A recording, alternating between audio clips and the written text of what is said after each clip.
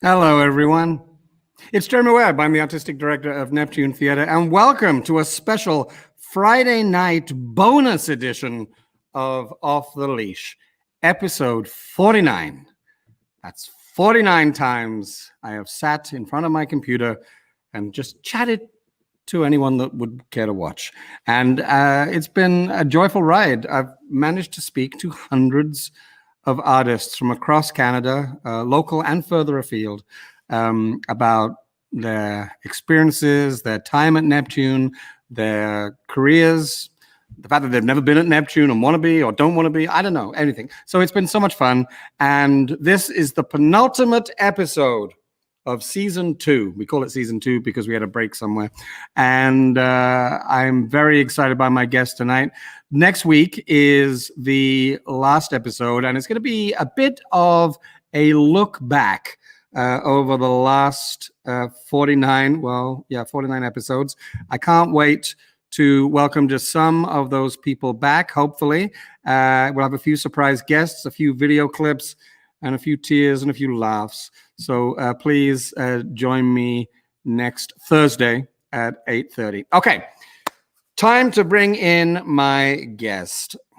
Before he gets here, and before he can hear what I'm saying, I want to say something nice about him. I've actually known this guy for as long as I've been in the country. When we first met, we were both in different shows at Neptune Theatre. I've had the privilege of working with him a number of times since then, and he's one of my favorite human beings on the planet. Don't tell him I said that, please.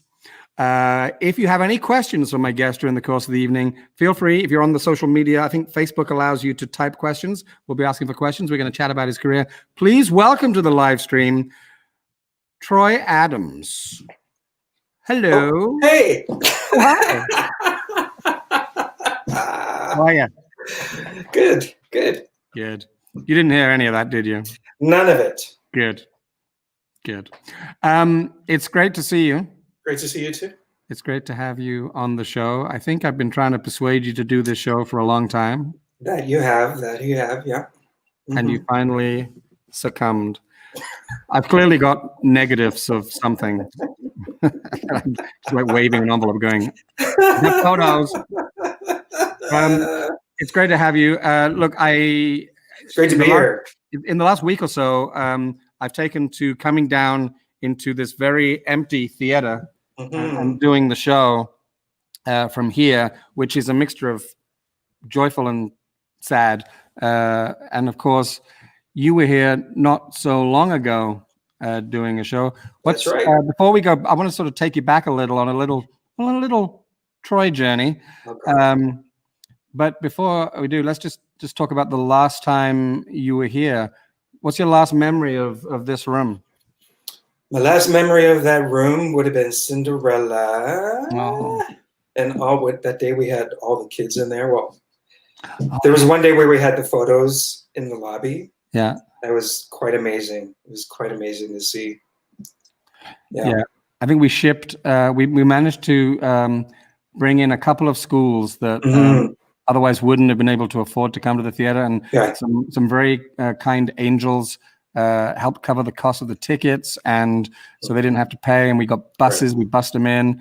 And they got to, for a lot of them, experience theater for the first time. Here's a picture of you in that very show. Look at that. Look. Oh. Tell me what you're doing there. It was a monologue. Yeah, you're acting. At the top of the show, schmacting. Yeah. You are. You're going, Jeremy's taking my picture right now. And you better take it soon because this coif is going to fall. I know. And it never did. It never did. And just so we continue talking about this show, Martha. You and the wonderful Dame Martha Irving having a little romantic moment. And there's all your girls. Oh. Your face says it all. And another romantic moment there. Oh my goodness. Yeah. I like the way you look in that costume, Troy. I think it's a pretty good look for you. I mean, I think it'd be a good look for me too, but It was a good look for you. Just saying. I know. You want to tell that story about? No. No. Okay. Well, it was, my back went out, and Oh, yes. you had to step That's in. the serious part of the story. You did have and you had to step in. Yeah, with like an hour's notice. Yeah, but you But did it. What was the unusual thing about that? Do you remember the unusual thing? No. Your costume. Well, why is that unusual? Well, because look at I'm a big guy. I'm yeah, you saw my belly in that picture. What I actually took a great deal of pride in is because I was wearing my belly, is that every single part of that costume, nothing got changed. The sleeve lengths, the pant lengths, the shoe size, the collar. Just saying. It did feel like someone else was wearing my clothes when I put them on, though. I don't think we cleaned them afterwards. No. So that was the last time you were here, and it was wonderful to have you in that show. And I just want to. Oh, look at this! People are calling out. Yes, that's right. It was Cinderella. Love this. Thank you, Karen. Wait, what's this? Am I frozen or have we not begun yet? You are frozen, Scott. You are frozen, Scott. If you're still not, unless it was at the very beginning anyway. Oh, it started. Look at that. Thanks, Pam. Pam, help out. Pam Leader. Hi, Pam Leader. From the Savoy Theatre all the way up there in Cape Breton. Do you mind if we go back a little? Sure. And I ask you a question and you talk for a bit? Maybe. Okay. Let's go back to wee Troy, little Troy. And can you explain to me, if you can remember, your first awareness of theater or performance? What's your earliest memory of that? What sort of gave you that first little glimpse? It was great. It was my one of my teachers, Jennifer Theakston. She I guess she saw something in me, and she was like, "No, I'm gonna bring him out of his shell." But it was Merry Christmas, Mr. Snowman in grade 3, I believe. And I was so nervous until I got on stage and heard people laugh. And then I was like, oh my God, I never want to leave here. And that's when the bug hit. Yeah. Yeah. How old were you then, did you say? I can't remember. It was grade 3. Okay. Yeah. So that's when the bug hit. So do you remember sort of how it progressed from there? Yeah. She had me perform in the parent-teacher meetings, and another one of my teachers, I forget her name. She was his sister, but she worked with the opera company in Nova Scotia, in Halifax, and she put me in 2 of the operas at Rebecca Cullen. I did Carmen and Hansel and Gretel. Wow. Yeah. And so you were singing. Yeah. And I still remember the witch throwing, or Hansel and Gretel throwing the witch into the stove. I can still see that. Yeah. But yeah. When did you realize that maybe this could be something that you could do for a living, or as professionally? Yeah, professionally. How did that come about for you? Well, it's like it was always my path.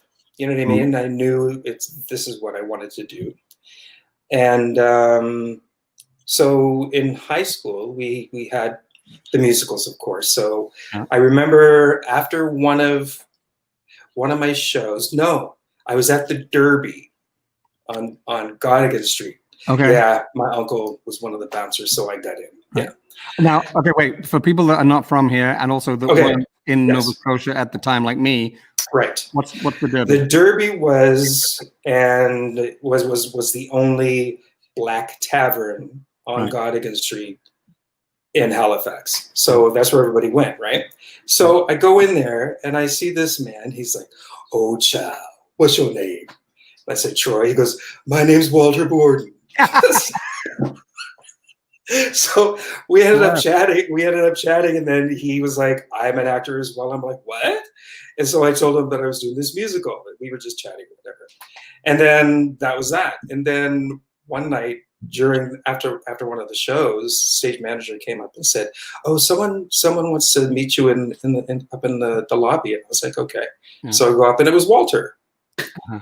So meeting Walter and just sharing stories with him, and he basically inspired me to continue it. And because that was the first time that I saw someone who looked like me doing what I wanted to do, who had that same passion. So yeah, it was very cool. And so he saw something in you, and it was there to offer you that guidance just at the right time. Well, yeah, and then because Richard Zunian took over as AD at Neptune at that time. Mhm. So that was around the same time they were having auditions. So I guess Walter talked to Richard and said, "See this guy." So I auditioned, and Richard hired me. Yeah. So, And was that Shine Boy? no, that was Joseph. Oh, okay.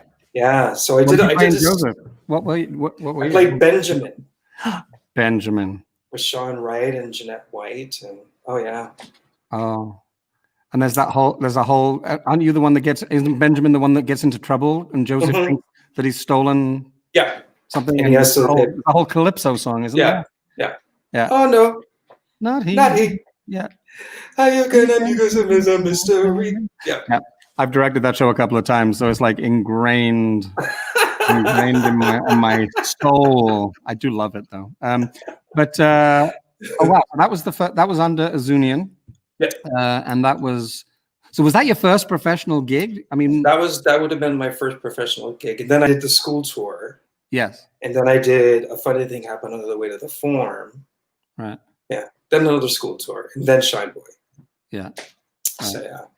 And we spoke when Walter was on the show a few weeks back. We spoke a little about Shine Boy, and I know that Walter and I have a plan to talk about Shine Boy again soon. I wanna find out more about that play, and you very kindly sent me the script, so which is amazing, and a recording, which is very cool. So. Okay, so we kind of jumped a little there because we got you into Neptune already, but I want to go back a little. What you mentioned high school? Which high school did you go to? I went to St. Pat's, which is torn down now. Which is now a field for a moment, anyway. Yeah.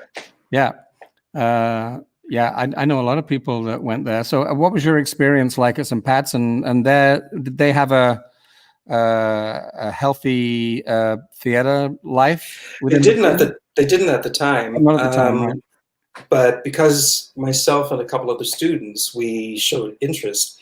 I was actually taking music over at QE, and I was auditioning for their musicals. And then the St. Pat's, they were like, "Well, we may as well do our own musicals, so our students don't have to go to QEH." Yeah. So yeah. So they started their musicals. And then years later, Mary Lou Martin started doing them a lot. And I even Lisa St. Clair. Yeah. Okay. Yeah. I directed four for a while. I did them for 4 years, very long time ago now. And so yeah, I remember that school, and was actually very sad to drive past one day and see that it was just gone. Like there's all those millions of memories from thousands and thousands of people just leveled. Oh, look at this. We have a couple of messages here that I do want to bring up. Good news, everyone. Scott found his way in. In case anyone wanted an update. Scott, thank you for keeping us posted. And I am actually genuinely glad you found your way in. I'll find out later for you what happened. Pam Leader says hi to us both. Hey, Pam. John O'Neill. John. Oh, my goodness. I went to school with John, yeah. Julia wants to remind you that you are a wonderful Benjamin. Here's a question. Let's go with this question because I love it when the audience asks questions. Hint, hint, because it means I don't have to. But I'm still going to take Troy chronologically through his life. Before I do, Andrew Brashad has popped in to say, "Hoi." Okay, off to be bedtime. Love you both. Well, I love you too, and thanks for being here, Andrew. Andrew, of course, Hey, is in Andrew, Cinderella what's as well. up? What's up? But here's a question from Scott, actually. What are the dream roles or stories that you want to explore or roles you want to revisit? And is there a partner for me?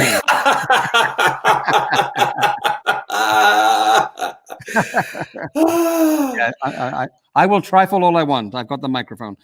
Yeah, so that's a good question. Let's go there. Any roles that you want to go back and try again, or productions that you want to get a second crack at? Definitely Angels in America. Oh, It's I'm writing it down. I'm writing it down, everyone. It would be phenomenal in Halifax. Yeah, you and I have spoken about this a number of times. Yeah.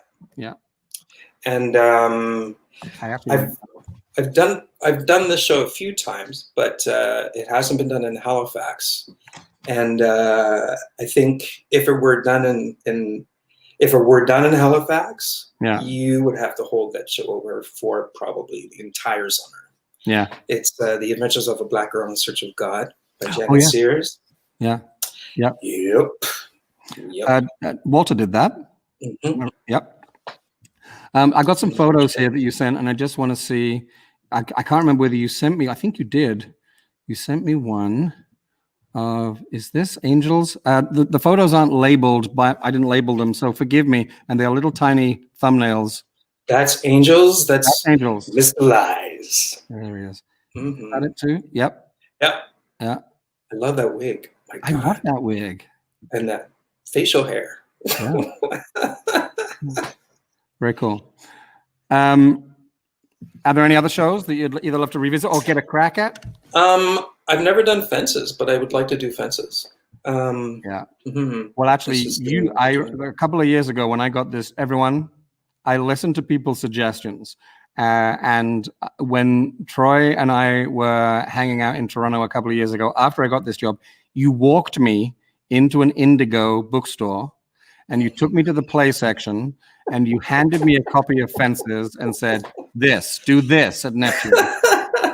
And I have to say, I read it straight away, cover to cover, loved it. And of course, at some point, I'm going to do Fences. It's an amazing play. I'm not giving any secrets away because I don't know when we're going to be get back to running the theater and doing plays. But yeah, I love that as an idea. I love that as a script. What is it about it? What is it about it for you that like excites you and gets your juices flowing? What, Fences? Yeah. Oh, because those characters are so rich, and the poetry of it, it's absolutely beautiful, and it's a small cast too, so it's very intimate, and it's ticks all the boxes, and you know. Is there a show that you've done a number of times now in various places across Canada that sort of keeps coming back and? Yeah. Dreamgirls. I think I've done Dreamgirls like four or five times. That many? Wow. Yeah. It's never been out east though. No, well, it's scheduled. But it was scheduled to. Yeah. And it, it's still there in my plans for the future. Let me just make sure again. I want to bring up this photo. You tell, and I can't quite tell if this is Dreamgirls, so forgive me. Yep. There you are. Look at that's Dreamgirls. That was in Hamilton, I believe. Yeah. And the prior photo was Winnipeg. Okay. That's Winnipeg, I think. And is this from the same show? That was I think that was Stage West. But the same, but still the same show. Yeah. It's Jimmy Early. Yeah. Yeah. What's that? What? Oh my God! You got into a fight with a lawnmower. Everyone. That was. Oh, you're so funny. That's Knife Fever. In Montreal, in Quebec. So, but the funny thing about that shirt is It's like I was doing the show, and that song is I'm singing "How Deep Is Your Love," so I'm like in the fields, and I look out into the audience, and there's a woman going because she has the same shirt. She's like, "Hey!" And I was like, oh. Who wore it better? Who wore it better? She did. Fantastic. I didn't know. You sent along a bunch of photos, and I looked at that and went, "Is there a musical about a man that gets about a killer lawnmower?" That was probably well, if it was the same shirt, it must have been off the rack then. So I'm not insulting a costume designer. No. Canadian costume designer. I want to get back. I'm gonna, before I start reminiscing a little more with all these photos that I've got here that I really want to get to. So now we've touched on high school. Where did you go to school? I mean, I know, but tell the audience. Pat's. Yeah. St. Pat's. No. Did you train as an actor? Oh, university. Yeah. Dalhousie. Uh-huh. Dalhousie University. Lovely. Yeah, sure. Lovely. So who was there at the time back in the I was going to say the decade back in the 90s? Yes. I graduated in 91. 91. Okay. So yeah. Patrick Christopher. Patrick Christopher was there. And Kathy Edgett. Oh yeah. Yeah. And Thomas Luigi and Kim Collins. She was our voice and text coach. Okay. She's not there anymore. No. Well, mentioning Patrick, of course, leads me on to, did you ever do Shakespeare by the Sea? Other than a time later on that we'll talk about later? I believe I did the first year or the second year. I can't remember, but I did Midsummer's Dream.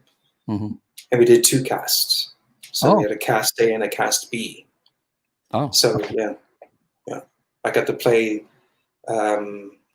I think it was Lysander in one, and then Thisbe. So you showed your chink to blink through. Yes, mind you, it was my take. Like my Thisbe was total blaxploitation. So I had this white sundress with this big afro, with a head wrap with balloon breasts, and when I stabbed myself, it was. Did you have anything in the balloon, or was it just? Sometimes it didn't even bust. It was. It's quite funny. That's fantastic. And so there was another actor playing the role. I'm assuming they didn't do the same thing when it was their turn. No. Yeah. No. Okay. Good. So we got a little Shakespeare by the Sea in your career there as well. When did you? So you were still obviously living in Halifax at this point, or in Nova Scotia. When did you venture out for the first time? I mean, I'm assuming you've worked. I know you've worked all over the place. But what was your first memory of being a working actor outside the home province? It would have been Once on this Island in '94 at Can Stage. Can Stage, a studio arena in Buffalo. Nice. Pam Leader actually thinks you wanted. This is her suggestion for a show that you want to revisit. Yeah. Wait a minute. Are you telling Pam Leader that you want to revisit shows without telling me first? Back off, Pam. Mind you, now I would probably have to be Papa Tauntaun. Yeah. Not Danielle, but or Agwe. Okay. So you went out. So what was that experience like? Being a young, freshly minted professional actor, getting out there and moving around the country. What's it like? It was exciting. I don't know what to say. It was. I mean, initially I was scared, but it's like the cast, like Salome Bay, she instantly became my second mother, and it's like anytime there was an issue, she was right there. And, so, and Arlene Duncan, that was the first time I met and worked with her. So yeah, good people, great company. So yeah, No, I didn't know Salome at all, but she recently sadly passed. Yeah. Yeah. She did. So, okay. So what's it like more recently then to come back? Does Nova Scotia call you back as an artist? I mean, I'm assuming it has a place. I know it has a place in your heart, but as an artist, what's it like? And do you have an urge to come back here professionally? I mean, you have done so. Halifax is my home. It's like I live here, but Halifax is always my home. And luckily, I get to go back quite frequently. So, yeah. It that's where my heart is. What? I love it when you do that Dutch accent. I think it's beautiful. Dutch. It's so much better than mine. So much better than mine. Look, I want to show you a couple of photos, and I wanted you to talk about it. So this, we were chatted just before the show went on air. This is my first memory of you with this group of people. So this was in 1998 at Neptune Theatre. You were on one stage on this, what is now called the Scotiabank stage. I think back then it was called the Du Maurier. And what show is that, Troy? That is Sincerely a Friend. Look at that.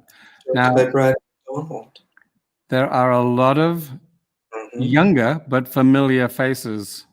Carol Gosman, Patricia Tilly, Leanne Vardy. Leanne Vardy there in the front. Yes, Brad McDonald on the far bottom left corner. Varun. That Janet McClellan there, yeah. Varun, drummer there. So Holly. Yes, Holly. Yeah. So and what can you? I can't remember. No, I'm not going to ask you a name just in case you can't remember either. But yeah, what an amazing show that was. I remember being on stage for either Blood Brothers or wait, hold on, I got to get rid of that. Blood Brothers or Rumors on the main stage while you were part of that same summer season doing your show on the studio. And I would when I was doing one play, I had maybe an hour and a half before I came in. So I would sneak out and watch you all do Sincerely a Friend very regularly from the back of the house. I don't know whether I ever told you that. And I would sneak and watch it night after night because it was my first experience of watching Canadian theater.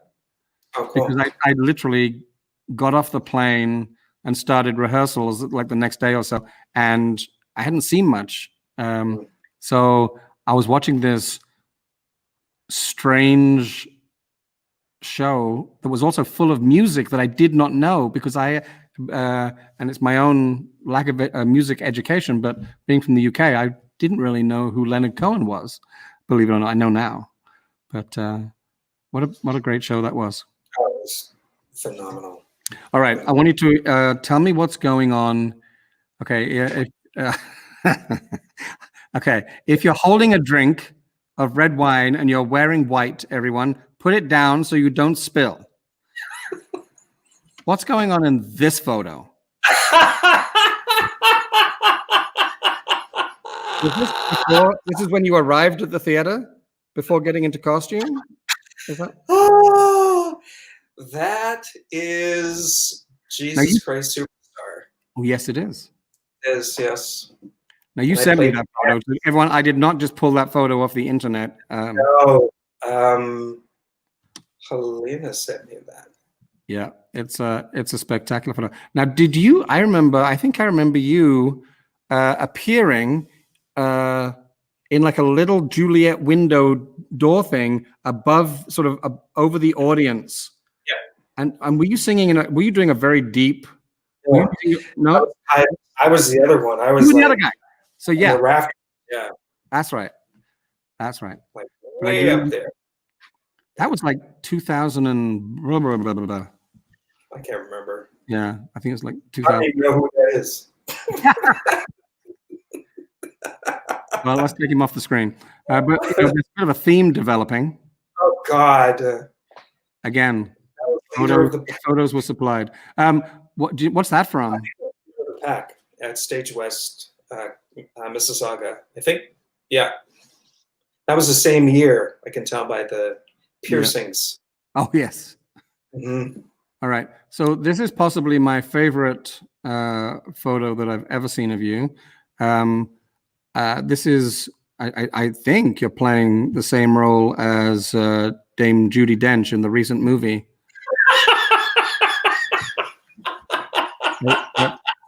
No. Are you playing Grisabella?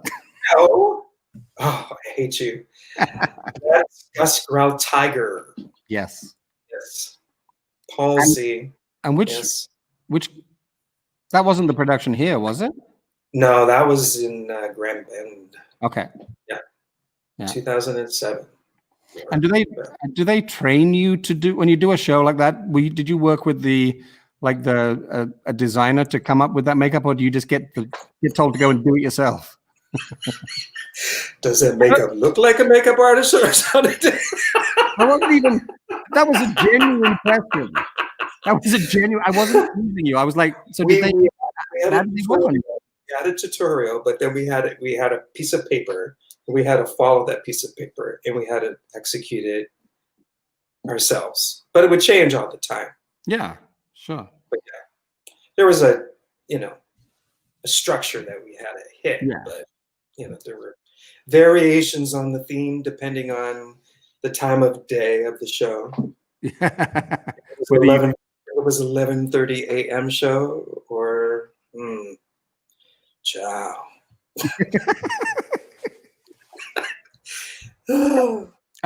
So I want to get to this. How are we doing for time? We're doing good. We're doing good. So a few years ago, I had the good fortune to be reunited with you and actually get to be on stage with you for the first time ever. And actually, the last time ever. We haven't been on stage together since the production I'm about to talk about, have we? Nobody will do it. Nobody will put us on. Maybe word got out, but there was a production. There's another show that we could do. Okay, well, let's talk about that in a second. I'll write it down. But so there you are in Point Pleasant Park. Tell us about this production. Othello.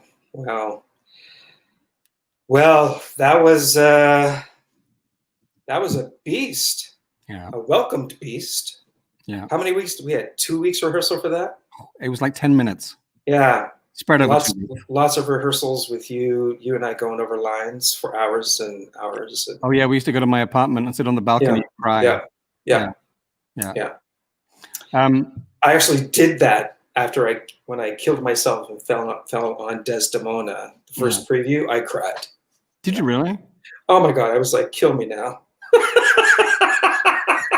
Meanwhile, I'm still talking. Yeah. So, this is, I know that there was a lovely photo shoot, and then, I couldn't let you have, Iago has more lines than Othello. So, he's the titular character, but nonetheless, Iago wants to get in on the action. And, I couldn't get a look in. Could not get a look in. Every photo. There you are. Photobomb.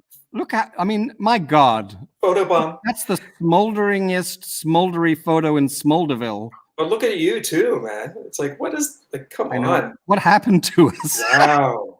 I tell you what, next time Gravity. Next time you're in Halifax, let's recreate these photos as we look now.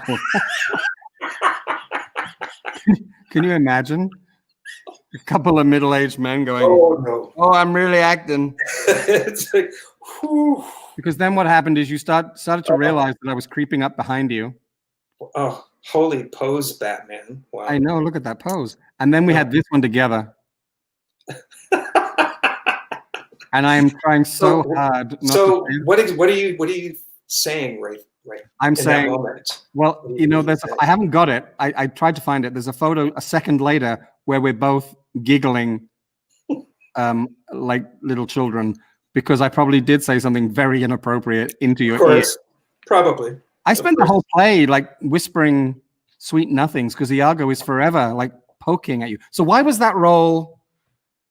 I mean, okay, it's a mammoth role. It's an emotional roller coaster, but I have such fond memories of watching you, being on stage with you during that. It's the first time I think in my whole career, or even since, where I've been on stage with someone and I have strived and desired to even be in the same ballpark as someone, because you were just like, you were there. You went when we opened, like there were all kinds of tears and fears, but from both of us. But when you opened, you were on it. You were like I couldn't believe it, and I was like, man.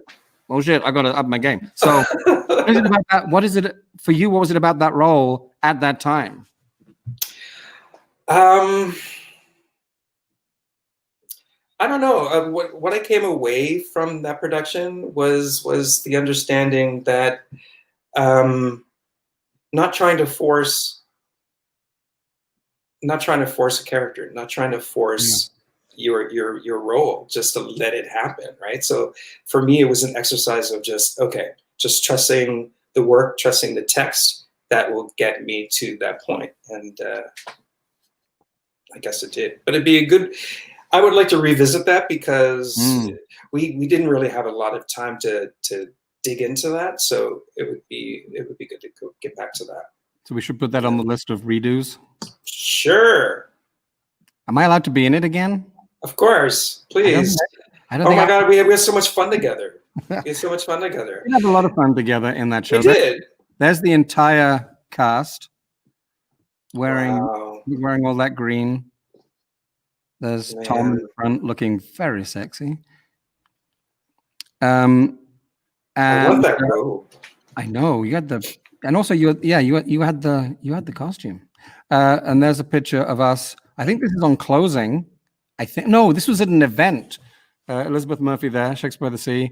Raquel Duffy. Mm-hmm. I mean, she's okay. She was in Angels in America with you. Yes, she was. Right? Mm-hmm. We look so young there. I didn't look. think. I didn't. We what? Look. We looked. We were young. We were young, yeah. And then, of course, what happened in this photo is you realized that I was in the photo, and you decided that you didn't want that to happen. No, it's because I can't remember what you said just before that happened, and I'm just like, yeah, there you go. Yeah. Yeah. There's a theme. But we did what I found very, very cool. A few years ago, we did get to reunite with Raquel Duffy, and I've managed to dig this very photo. That's us trying to recreate our mean and moody Othello looks in a bar in Toronto. Spirits. I know. How do I remember that? Oh yeah, Spirits. Yeah, that's right. Spirits. Yep. Yeah. What's that street? Church Street. Church Street. Yeah, the top of Church. Yeah. In the village, the gay village. I think I was there for an ACTRA meeting, and a little social. You had one of your social Jeremy's in Toronto meetings. I did that 3 or 4 times in about 10 years of coming to Toronto for ACTRA meetings, and because I find those things so awkward. What if nobody shows up? So, but people did. So a few people did. Yeah, it was lovely. Mm-hmm. The other thing I wanted to touch on, I nearly went back to the cats photo just for fun, but I want you to. I had you back on the road again a few years ago. You mentioned doing the Neptune school tour. Mm-hmm. Somehow I managed to persuade you to get back in a touring bus again. I don't know how I did it. You didn't have to persuade me. That script. Okay. It was the script. So here we are. Tell me a little about this play. Lullaby, Inside the Halifax Explosion, written by Karen. Oh my God. Karen Bassett. Thank you. My goodness. Yes, that took place in during the Halifax explosion, Yeah. but the premise was racism in Nova Scotia. Mm. And yeah, So and the, they've just found themselves in this rubble and had no idea what had happened, and yeah. they had to learn how to communicate to try and figure things out. Yeah. So these three characters, like we sort of see and feel and hear and experience the explosion, and these three characters are there. That's Lisa Nason in the middle, who strangely, coincidentally enough, I actually got to talk to today face to face. She's in town. Hi, Lisa. Hi, Lisa. Hi, Lisa. But yeah, we had a little chat today, and that's Morley Austin Morley. in the photo too. Now that was an Eastern Front Theatre production in conjunction with Neptune. But I was running Eastern Front at the time, and we had you out on the road. I want to say for months. Was it months? It felt like it was months. It was a couple of months. It was schools and a 3-tiered tour. Yeah. Sound like the theme of Gilligan's Island. Yeah. It was a 3-tiered tour. Yeah. And then we had you back at the museum. The Museum of the Atlantic on the waterfront in Halifax. That show has to be revisited. Yeah. Mm-hmm. Yeah, I'll write it down. It's quite an important piece. I agree with you. I agree with you. Sunshine Boy. Yeah. I'm writing it all down, Troy. I'm going to show you at the end all the shows I wrote down. That was a shameless plug for Shine Boy. Yeah, I know. You don't have to plug it. It's good. Yeah, I mean, that show was a big success for Eastern Front and a big project for Eastern Front, much bigger than the normal, 2-week run of a show. And to have it out on the road, visiting thousands of school children. What was it like getting back in were you in a minivan every day with the same people? What was that like? Sometimes a car. It was fine. It was fine. Yeah. It was. Obviously it's a tour, so there's going to be tensions or whatever. But it's just like any family. There's ebb and flow, right? So it was quite the experience, and each leg had a different life to it. So yeah, it was good. It was never boring. That's for sure. No. Yeah, you're right. I mean, that show, we created it in time to coincide with the 100th anniversary of the Halifax explosion. And incidentally, I was thinking about it the other week when we saw that horrific explosion in Beirut, which was compared often in the news to other major explosions in the world, like the Halifax explosion. And I couldn't help but, as I watched that mushroom cloud and that the force of the blast coming towards all of those phones filming it, it was stunning to watch. So we did it for the 100th anniversary, and then of course the actual anniversary of the explosion comes around every year. So yeah, I think you're right. There's one role that you haven't mentioned that I loved seeing you in, and I think you've done it more than once. Correct me if I'm wrong. It involves a tail and some large ears. You've done that show more than once, right? Yes. Yeah. Now, before we talk about exactly what it is, you and I are similar in that when we act, we sweat. Right? Some actors sweat. Graham Percy, sweater. Rhys Bevan-John, cool as a cucumber, never sweated a drop in his life. That's a lie. I know, I hate those people. Raquel Duffy, sweater. She's not. She never sweats. She never sweats. Never. She's like ice cold. Never. Yeah. We call her Frigidaire Duffy. Don't you Frigidaire Duffy, because she'll do it, is what we say. You can tell I'm getting close to the end of my time doing the show because I'm making inappropriate jokes. So tell me, I assume that when you play this role, that's got to be the best picture of the night. I mean, pictures with nipple rings be damned. I mean, that's like, are you even in there? Like, that's amazing. Man, that was hot. Yeah, I can tell. That was hot. Oh, wait, I lost that photo. There it is. Mm-hmm. Oh my goodness. Is that Jacob? Is that Jacob? Yes, it is. That show is so much fun. Yeah. Oh my goodness. Oh, big girl. Yeah. Mm-hmm. Now that dragon, sadly, met its end last year. Only last year. We repurposed a lot of it for Peter Pan. Oh. We had the idea of turning the dragon into the crocodile. So she was dismantled, disfigured, cut up, extended. Her snout was extended. And so there you go. She is no more. Look at that. I couldn't look at them. I can't even see who it is in those photos, but in those stocks. There's Ryan. I couldn't look at Ryan Brown. Oh yeah. Is that Ryan Brown on the far right? Yeah. It is. I couldn't look at them. They were so evil. Oh my goodness. Oh my goodness. And those gargoyles, they were in Beauty and the I've acted with those gargoyles in Beauty and the Beast, the ones at the top. Oh really? Yeah, look at that. Neptune Theatre goes green. Goes green. Get it? Okay, don't laugh too much.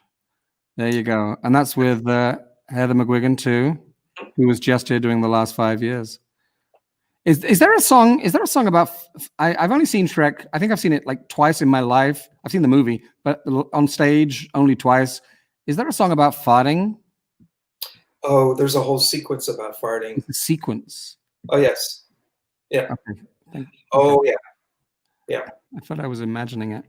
All right, let's just take a pause for a second because I do want to take a pause and thank our beloved, proud supporter, Support for Culture.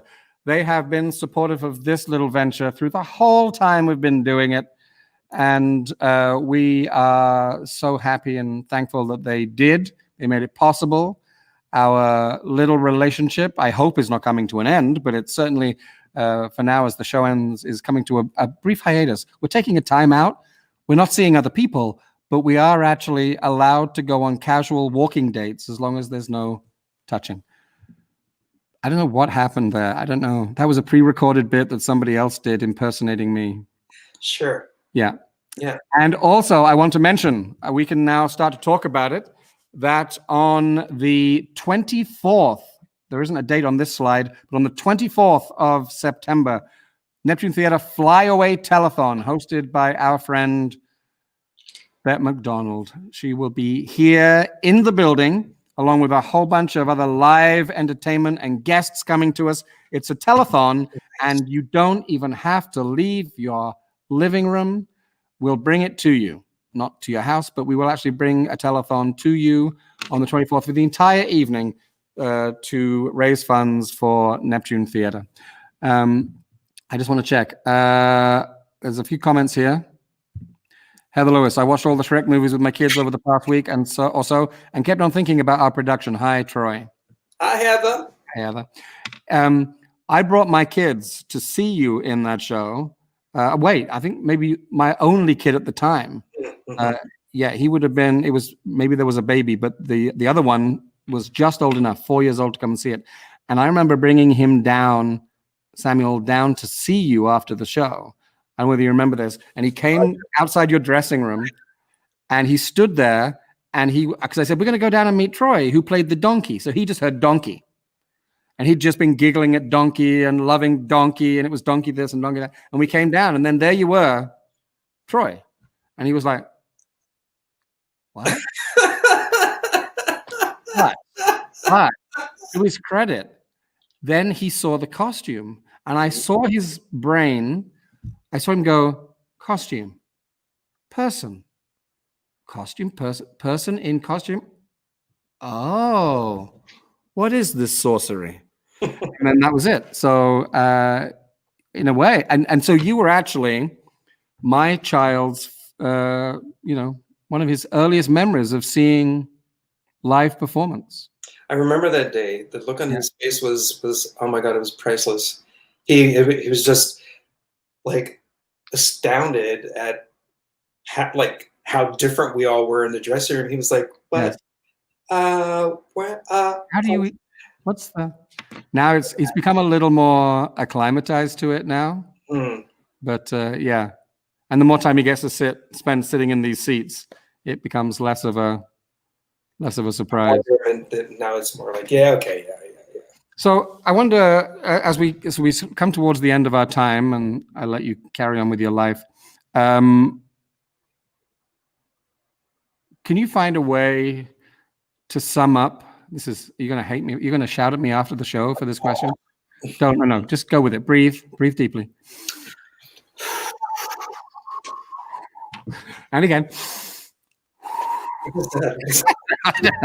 Can you sum up for me what Neptune means to you? Neptune is home for me. Yeah. Like Can you talk about that a little? I've worked at Neptune under 4 artistic directors. It's where I got my footing as a professional actor, singer. And I hope that relationship doesn't end in the future. You know, it's home. It's a really special place, and I don't think that relationship is ever going to end, Troy. I think you know, when I get fired from this job for whatever reason, or when I just come to the end of my contract, you and I are going to be octogenarian actors coming in here, scripts in our hands, going, "You should do this play. It's got a great part for him and a lovely part for me." I'm going to do that right now. Could you? Yeah. Do Sunday in the Park with George. Okay. And I want to play George. Yes. I've never done a Sondheim show. Oh. I love Sondheim, and I know that you aren't familiar with Sondheim. Familiar is not the right word. Well, you need to be sat down, and someone needs to take your hand and instruct you on the brilliance of Sondheim. Okay, I'll tell you what, that's true, because I know that more than once I've gone public with I just don't, it's a thing. It's one of the things I'm actually ashamed of, and I think I do need someone to sit down with me and get me to either watch or listen with me and guide me into it, because I find it so difficult to get into. I'm the person that really wanted to leave at the intermission of oh geez, what's that one? Because I thought it was enough. The fairy tale one. What's it called? Into the Woods. Yes. So embarrassing. And now it was enough. I'm the artistic director who doesn't remember the name of Into the Woods. That's shocking. Right. Anyway, but I did. I sat when Neptune did it a few years ago. I sat right there and I watched it, and at intermission I was like, I really liked that, actually. That was great, but I don't need to watch Act 2. And I wanted to go home. Isn't that I know, I'm sorry. Sondheim fans, I'm sorry. But bad man, very bad man. Well, you are going to have to, either you or Avery Jean Brennan are going to have to sit me down, maybe both of you at the same time. Yes. Okay. I know that your relationship with Neptune will continue. I know that we will emerge from this pandemic, our entire industry, at some point, and I know that things will never be normal again, or the old normal. And you know what? That's not bad. But I've written down, I've got a list of all the plays you mentioned. So, well, you don't need that list, because you know that I'll call you and say you have to do the show. Yeah, I do it all the time. Yeah, I know. Mm-hmm. And I call you and tell you when I nearly said the S word, when stuff's going down, and I'm like, I gotta tell someone. Who's the first person? That's a nice jacket, by the way. Thank you. It's actually a three-piece. Who's the first person that knew that Neptune had obtained the rights to the color purple? Not me. No? Yeah. No? I thought it No, was. I was just being coy. It was Just you. being coy. Look, it's been so lovely to talk to you. And you as well. I mean, we talk a lot. I'm but glad I finally did it. talk to you publicly, and I know that folks have been watching and have enjoyed seeing your face, seeing all that bearded face. All that face. All that. All that bearded face. It's great to see you. Is there anything that you would like to say to all of the folks out here in Nova Scotia that are watching? I'm assuming most of our audience is usually from out here. Anything to the Neptune audience or to the community, the acting community, or just Nova Scotia? Hey fam, I miss you guys muchly. It's like I missed being stranded down there by 2 days. Oh. But you know, hold on. We'll all catch up to you guys and regarding numbers with COVID and stuff like that, and we'll get through this. Yeah, we'll get through this. It'll be a new normal, but it'll be interesting to see what that is. we will. Mm-hmm. Well, look, I can't wait to start exploring that new normal with you. Stay right where you are. Don't leave the show because although we're done, I'm going to play the title sequence and then you and I will say goodbye off camera. Alrighty. Thanks for watching, everyone. That was episode 49. I want to thank Troy Adams for being here. Such a fun evening. I hope you enjoyed it. Next week, it's the last episode for a while. There are plans afoot in this building. As I've been sitting here on the Neptune main stage for the first time, actually, I'm not alone in the building. There are people creating things about 20 feet the other side of the wall here, but I'm not allowed to talk about it. But it may or not be an online thing that we're doing soon, and it may or may not be performance-based. And I'm so excited to see artists. I've been watching artists perform for the last 2 days. And I can't wait to spill the beans on it. So thanks for being here, and we will see you again soon. Good night.